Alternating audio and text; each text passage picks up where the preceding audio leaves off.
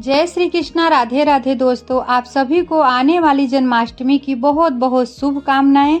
तो भाद्रपद मास के कृष्ण पक्ष की अष्टमी तिथि को जन्माष्टमी का त्यौहार मनाया जाता है और हर साल जन्माष्टमी के दिन भक्त बड़े ही धूमधाम से कृष्ण जन्माष्टमी का पर्व मनाते हैं और कृष्ण के मनमोहक बाल स्वरूप का पूजा करते हैं। तो जन्माष्टमी के दिन यदि आप व्रत नहीं करते तो भी पूजा सभी को जरूर करना चाहिए।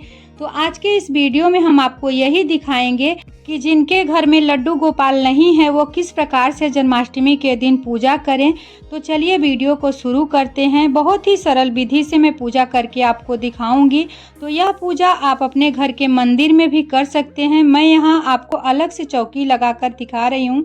देखिए, चौकी पे डेकोरेट आप अपने हिसाब से कर लीजिएगा। मैं दोनों तरफ थोड़ा सा फूल लगाकर यहीं पूजा करके आपको दिखाऊंगी।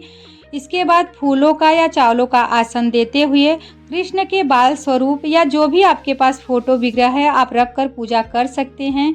अगर आप लड्डू गोपाल का सेवा करते हैं तो आप उनको भी इसी प्रकार से पूजा कर सकते हैं। पूजा विधि सेम रहेगा।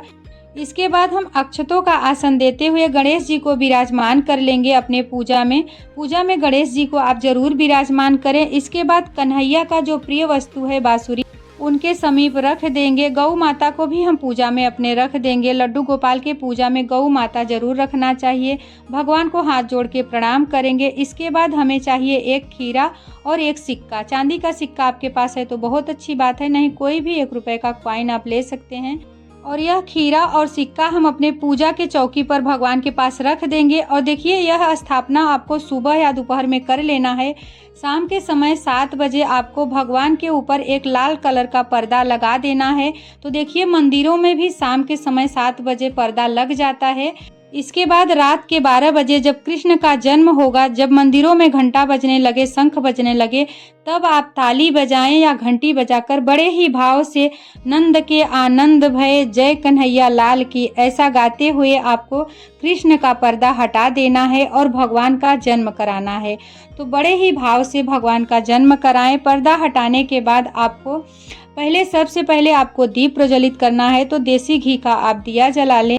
तो देखिए, भगवान के पास जो हमने खीरा रखा था उसे सिक्के के सहायता से सीधे हाथ के डायरेक्शन में काट लेंगे। खीरा काटते समय आपको किसी भी धार वाली चीज़ का प्रयोग नहीं करना है। तो इस तरीके से हम काटते हुए जो डंठल है उसको हम अलग कर देंगे और जो खीरा है सबसे पहले हम लड्डू गोपाल को भोग लगाएंगे। और ये जो ऊपर का हिस्सा है किसी भी गमले में हम गाड़ देंगे, इसको प्रयोग में नहीं लेना है। तो देखिए, जन्माष्टमी के दिन खीरे का भोग जरूर लगाया जाता है, तो अपने पूजा में खीरे का भोग आप जरूर लगाएं। इसी के साथ हम भगवान का स्नान करवाएंगे। तो सर्वप्रथम हम गणेश जी का स्नान करवाएंगे पंचामृत से। इसके बाद हम बाल गोपाल का स्नान करवाएंगे। तो यहाँ मैं सांकेतिक स्नान करवा रही हूँ, मेरे पास विग्रह है। अगर आपके पास लड्डू गोपाल हैं तो आप विधि विधान से पंचामृत से आप स्नान उनका करवाएं। देखिए, मैंने गणेश जी का स्नान करवा दिया है। इसके बाद अपने पंचामृत में एक तुलसी दल डालेंगे। इसके बाद हम अपने बाल गोपाल का स्नान करवाएंगे। गणेश जी को तुलसी दल नहीं पड़ता, इसके लिए हम पहले पंचामृत में तुलसी दल नहीं डाले थे। तो इस तरीके से 5 बार या 7 बार आप घुमाकर अपने भगवान को पंचामृत से इस प्रकार से स्नान करवा सकते हैं। इसके बाद जो दूध, दही, शहद, शक्कर ये है पंचामृत, हम बाद में पूजा होने के बाद सभी को प्रसाद स्वरूप बांट देंगे। इसके बाद हम गंगा जल और शुद्ध जल से शुद्धोदक स्नान करवाएंगे। फूल की सहायता से सभी को स्नान करवाएंगे। सर्वप्रथम गणेश जी को स्नान करवाएंगे, लड्डू गोपाल को स्नान करवाएंगे, चौकी का शुद्धिकरण कर लेंगे। तो देखिए, यह पूजा आपको 12 बजे भगवान का जन्म कराने के बाद यह करना है। जन्माष्टमी के दिन में जैसे आप रोजाना पूजा करते हैं उसी विधि से करना है। शाम के समय इस विधि से आप पूजा कर सकते हैं। स्नान करवाएं, सभी को तिलक लगाएं। तो मैं यहाँ चंदन से सर्वप्रथम गणेश जी को तिलक लगा रही हूँ। इसके बाद लड्डू गोपाल को, इसी के साथ हम गौ माता को तिलक कर लेंगे। दीप को भी तिलक कर लेंगे, हल्दी कुमकुम से सजा लेंगे। लड्डू गोपाल को थोड़ा सा अक्षत समर्पित कर देंगे। इसके बाद हम वस्त्र समर्पित करेंगे। तो सर्वप्रथम गणेश जी को हम की भावना से हम कलावा समर्पित करेंगे। अपने बाल गोपाल को भी हम कलावा समर्पित करेंगे। गैया माता को भी हम वस्त्र के स्वरूप में कलावा समर्पित करेंगे। आप चाहे तो फूलों का माला या हार अगर आपके पास है तो आप ज़रूर समर्पित करें। यहाँ मैं मोतियों का माला अपने बाल गोपाल को समर्पित कर रही हूँ। इसके बाद हम शहद चटाएंगे अपने भगवान को। जैसे कि बच्चे को पहले जन्म होता है तो शहद चटाया जाता है, तो बहुत ही शुभ रहता है। तो पहले हम शहद चटाएंगे, उसके बाद हम नैवेद्य में कोई भी भोग लगाएंगे, तो इस बात का आप ध्यान रखना। इसके बाद नैवेद्य समर्पित करेंगे तो सर्वप्रथम गणेश जी को, इसके बाद बाल गोपाल को जब हम नैवेद्य समर्पित करेंगे उसमें तुलसी दल जरूर डालना है।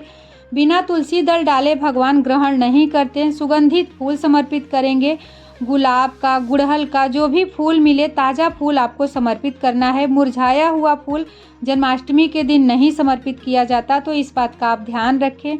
इसी के साथ अपने बाल गोपाल को माखन मिश्री का भोग लगाएंगे। तो अपने घर में आप ताज़ा माखन पहले से ही बना के रख लें, और जन्माष्टमी के दिन माखन मिश्री का भोग लगाना बहुत ही शुभ रहता है। तो देखिए, जन्माष्टमी के दिन भगवान को तुलसी समर्पित किया जाता है, तो तुलसी आप एक दिन पहले ही तोड़ के रख लें। थोड़ा सा जल में तुलसी दल आप डाल के रख देंगे तो तुलसी के पत्ता पूरा हरा भरा रहेगा। तो इस तरीके से आप समर्पित कर सकते हैं। इसी के साथ भगवान को हम ड्राई फ्रूट समर्पित करेंगे। तो किशमिश का भोग, आप पंचमेवा का भोग जरूर लगाएं भगवान को। तो देखिए, जन्माष्टमी के दिन धनिया पंजीरी का भोग लगाना बहुत ही ज़रूरी माना जाता है, तो आप ज़रूर लगाएं धनिया पंजीरी का भोग।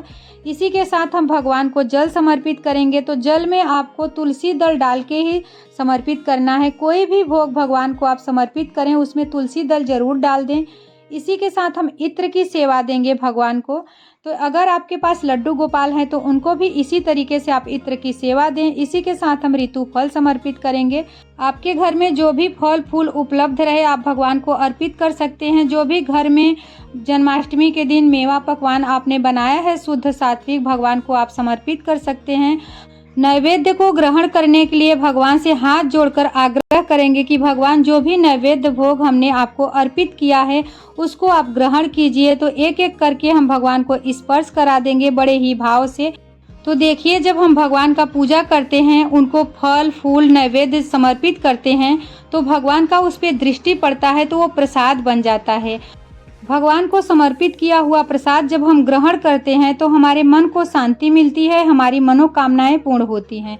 इसी के साथ हम भगवान को धूप दीप दिखाएंगे और एक तुलसी का पत्ता लेंगे और उस पर 2 इलायची रखेंगे। एक हाथ पे हम रखेंगे, एक हाथ से बंद करेंगे और राधा राधा नाम का उच्चारण करते हुए भगवान के चरणों में हम छोड़ देंगे। इसके बाद हम कुछ दक्षिणा अर्पित करेंगे। तो जितना भी आप दान करना चाहे 2 बार भगवान को घुमा के सामर्थ्य अनुसार दक्षिणा आप अर्पित कर सकते हैं। इसी के साथ हम भगवान को मोर पंख समर्पित करेंगे। तो देखिए, कृष्ण जन्माष्टमी के दिन कृष्ण भगवान को मोर पंख बहुत ही प्रिय माना जाता है। तो अगर आपको हो सके तो 5-7 अर्पित कर सकते हैं, नहीं तो 1 आप जरूर समर्पित करें। इसी के साथ जो हमने दीप प्रज्वलित किया था उसी दीपक से हम आरती उतार लेंगे। बड़े ही भाव पूर्वक पूरे घर में आरती घुमाएंगे और इसके बाद हम जल से 2 बार आचमनी कर लेंगे। उसके बाद पूरे परिवार को आरती दिखाएंगे, खुद भी आरती ग्रहण करेंगे। हाथ जोड़कर भगवान से पूजा में रही कमियों के लिए क्षमा याचना करेंगे। अपनी मनोकामनाओं को पूर्ण करने के लिए भगवान से प्रार्थना करेंगे। तो इस विधि से जन्माष्टमी का बहुत ही सरल विधि से पूजा आप कर सकते हैं और संपूर्ण फल की प्राप्ति आप कर सकते हैं बिना लड्डू गोपाल के विग्रह का। तो यह वीडियो आपको कैसा लगा कमेंट में ज़रूर बताएं। वीडियो जरा सा भी यूजफुल लगा है तो श्रद्धा भाग्य चैनल को सब्सक्राइब करें, लाइक करें। मिलती हूँ किसी नए वीडियो के साथ।